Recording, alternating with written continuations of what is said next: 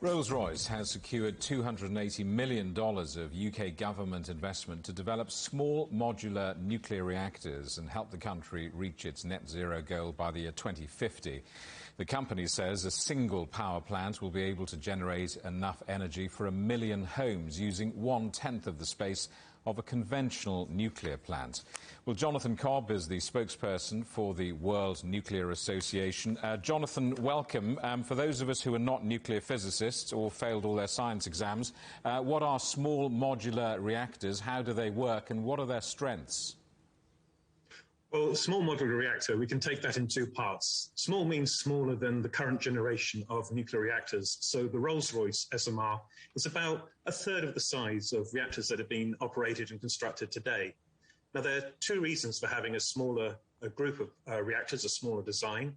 The first is that not every place on an electricity grid is going to be able to take 1,000 megawatts or 1,500 megawatts of electricity supply. So smaller design can be used in more locations than just large reactors. And the second reason for having a smaller design is because although nuclear energy is very cost effective, there is a big capital investment needed at the start to build the plant. By having a smaller plant, it means a smaller amount of capital is initially needed, which may make it easier to fund reactors in some circumstances. And on the modular side, it means that the size of the reactor allows it to be constructed in a very large part in a factory condition rather than constructing it on site. And this can help control the process of manufacture. You can have almost an assembly line approach to producing reactors, which eventually will help drive down costs. Europe is right now in the grip of an energy crisis. This sounds a bit like jam tomorrow. What kind of timelines are we talking about in producing a Rolls-Royce small reactor? And what kind of experience does Rolls-Royce have in this particular area of expertise? Well, Rolls-Royce are looking at deploying these reactors from the early 2030s. And they've got a lot of expertise in producing reactors, designing reactors.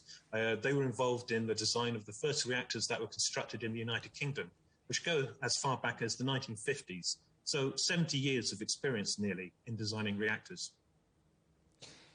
A generation fell out of love with nuclear power. We all remember Fukushima and accidents like that.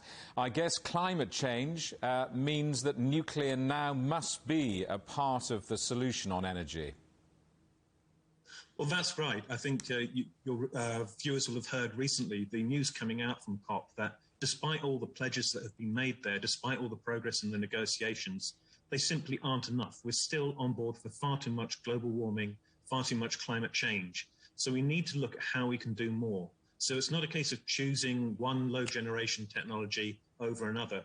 We really are going to need all of them working together, not only in electricity. With some forms of small modular reactors, you can produce high temperature heat that lets you produce hydrogen. It lets you use nuclear reactors for heat in industrial processes, looking at all the different areas where today we're producing far too much greenhouse gas emissions. So certainly one very important component of a much larger suite of things that are required to tackle climate change.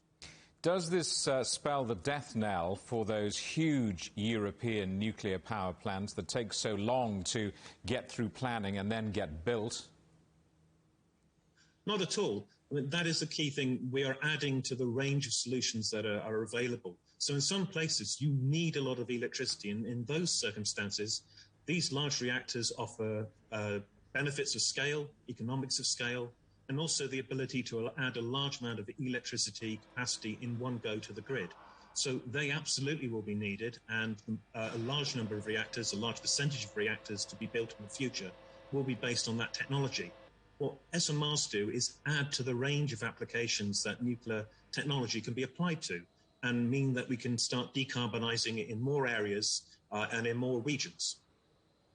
Jonathan Cobb from the World Nuclear Association, thank you very much for talking to us. Thank you.